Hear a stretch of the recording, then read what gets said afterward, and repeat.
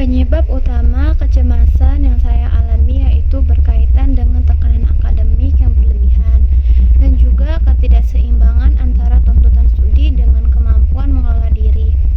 Dan juga pertama yaitu beban tugas target akademik yang tinggi, yaitu tugas yang menumpuk, deadline yang berdekatan membuat saya merasa cemas, serta tuntutan untuk mendapatkan hasil yang baik sering menimbulkan rasa tekan terhadap diri saya sendiri.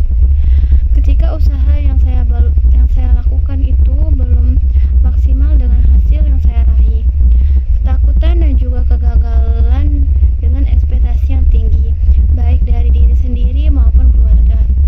Harapannya itu untuk selalu menjadi berprestasi dapat berubah menjadi tekanan psikologis, terutama ketika muncul kekhawatiran tidak mampu memenuhi standar tersebut. Saya juga merasa saya kurang manajemen waktu dan juga strategi belajar yang efektif. Ketika waktu belajar tidak teratur, saya merasa sulit dipahami. Kondisi ini menimbulkan stres berulang yang lama-kelamaan berkembang menjadi kecemasan hingga depresi akademik. Saya juga minim dukungan emosional dan komunikasi, yaitu sering memendam sendiri dan juga tidak dibicarakan kepada siapapun. Jadi terasa beban mental terasa lebih berat dan juga saya kurangnya ruang untuk berbagi dengan dosen dan juga pembimbing akademik yang dapat memperoleh kondisi emosional.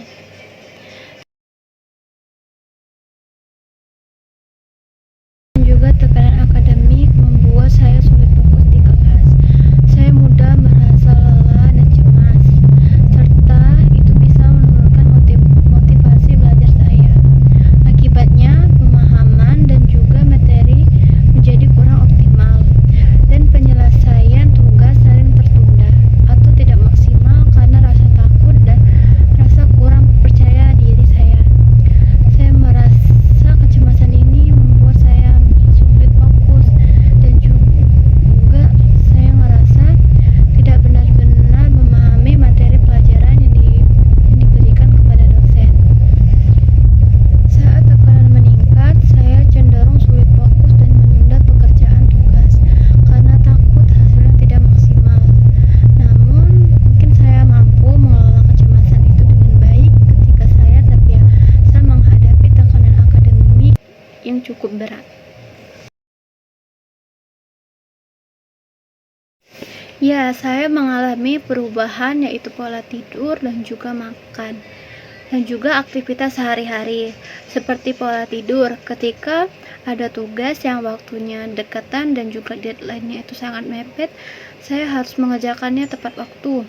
Dan juga saya merasa cemas ketika mengerjakannya, takut waktunya itu tidak cukup dan juga deadline-nya semakin mepet. Tugasnya itu memengaruhi pola tidur saya yang biasanya tidurnya teratur.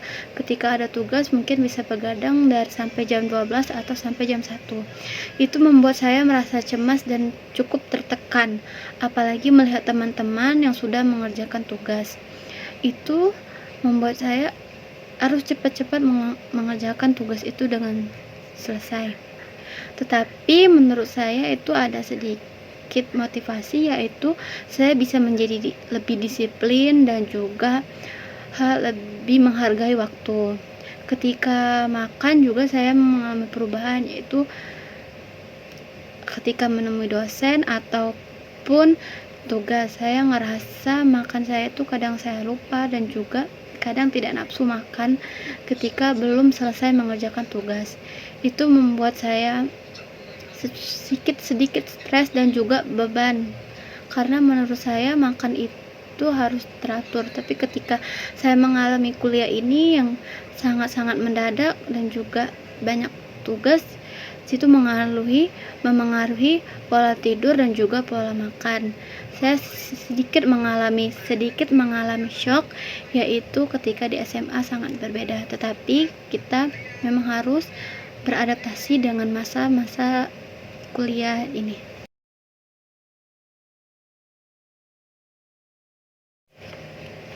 Iya, alhamdulillah saya mendapatkan dukungan yang baik dengan keluarga, teman, dan juga teman sefakultas. Yaitu dengan keluarga, ketika saya sulit mengerjakan tugas, saya biasanya cerita sama anggota keluarga saya, ya, dia merespon dengan baik dan juga memberi saya support dan juga motivasi. Itu membuat saya merasa tenang dan juga saya merasa kalau misalnya banyak support yang masuk dalam diri saya. Ketika teman juga, kami sama-sama mengerjakan tugas bareng, menanyakan apa yang tidak tahu, dan juga mengumpulkan tugas bareng-bareng. Itu membuat saya merasa tidak sendiri dan juga merasa bersama-sama dalam mengerjakan tugas ataupun ada hal pelajaran yang tidak bisa dipahami. Dan juga teman-teman sefakultas seperti kakak asuh, yaitu ketika saya sulit bertanya tentang dunia keperawatan, mungkin misalnya hal apa aja yang ada di kampus, ketika saya bertanya, dia menjawab dan juga memberi tahu saya. Itu membuat saya ngerasa lebih tenang dan juga saya merasa saya tidak sendirian.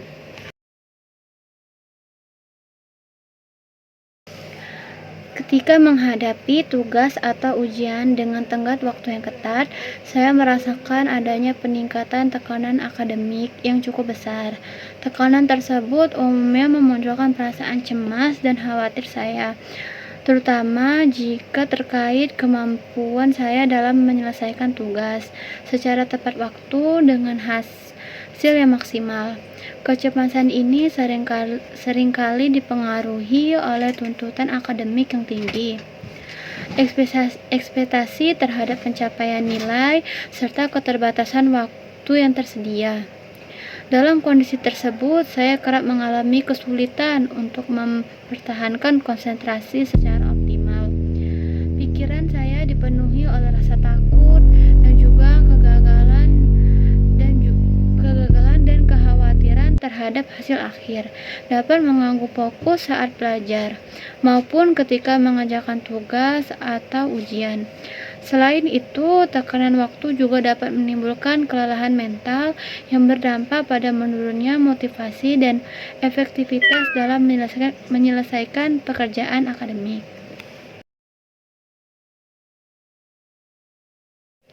Ya, saya merasa kesulitan dalam mengatur waktu antara menentukan prioritas belajar dan juga kegiatan pribadi. Beban akademik seperti tugas yang banyak, jadwal perkuliahan yang padat, serta tenggat waktu yang sering berdekatan membuat saya harus terus memfokuskan perhatian kepada belajar. Akibatnya, waktu untuk kegiatan pribadi seperti istirahat, bersosialisasi, atau melakukan hobi itu sering terabaikan. Selain itu, tekanan untuk mencapai hasil akademik yang baik juga membuat saya merasa bersalah ketika meluangkan waktu untuk diri sendiri, sehingga keseimbangan antara kehidupan akademik dan pribadi menjadi sulit tercapai. Kondisi ini terkadang menyebabkan kelelahan fisik dan juga mental. Dan juga saya merasa menurunnya motivasi belajar saya, serta berpengaruh terhadap konsentrasi dan produktivitas. Kesulitan dalam manajemen waktu ini pada akhirnya menambah rasa cemas dan stres dalam menjalani aktivitas akademik sehari-hari.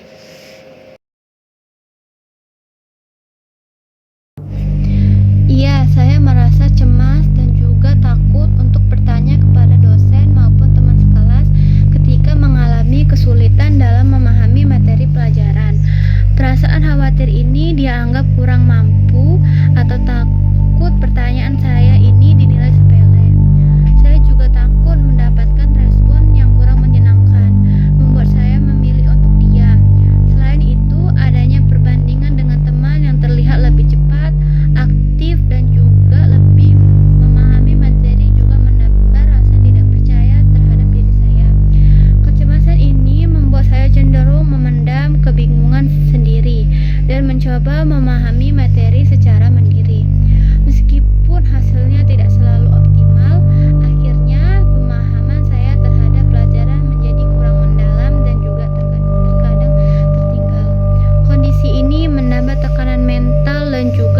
membuat proses belajar saya terasa lebih berat.